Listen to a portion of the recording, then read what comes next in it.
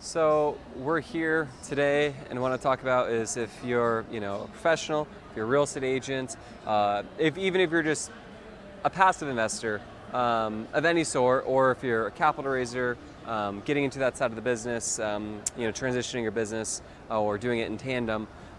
One really interesting thing to think about is, will I lose money in this investment? And there's a couple ways you can vet it and audit it. One thing to look at is, and the sponsor should show you, is how leveraged is the deal? What are the market fundamentals? Another thing to think about is occupancy, and especially in a multifamily deal, do we have 85% occupancy? Do we have worse than that? That's massive red flags. What's the narrative behind it? Why would you lose money? Some of the reasons why is, as I said, occupancy, mismanagement, not being able to source the right deal on the front end, picking the bad sponsor, not having just good fundamentals, being too levered, especially as, let's say if you had floating debt where it's basically reflected upon overnight, financing and whatnot. If that opportunity presents itself and you're in a deal like that, that is a way where you're just not stabilized or secure, and for sure a way you could lose money in a real estate investment. And frankly, unfortunately, a lot of people over the course of time have lost money, but obviously there's a lot of upside as well too. So one way to avoid losing money is to ask about the debt, make sure that it's secured debt and that you're comfortable with.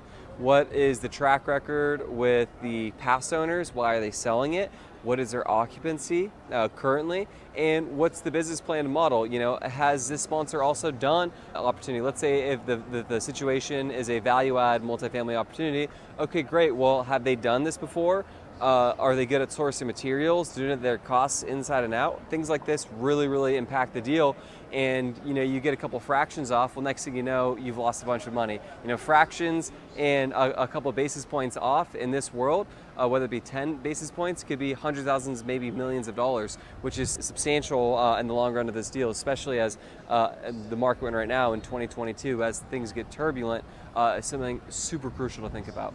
And also too, and a really important thing is, hey, did this sponsor value this deal correctly? Did they buy it at a good number, or did they buy it at a substantially higher number than what anyone else paid for it? Which, naturally, anytime you do buy a property, you are likely going to be the highest bidder with the best terms. But hey, did this buyer just get really gung-ho and overpay for a property, and then they get you really excited about this deal potentially, but the fundamentals are bad? There's a lot of really, really enticing salespeople out there, but they may not be the best deal sourcers, but they're great salespeople that get you really excited and get a bunch of investors money into something that is probably not the best fundamentally speaking, because they want to get another deal done. So these are just some of the things to think about as to how to not lose money.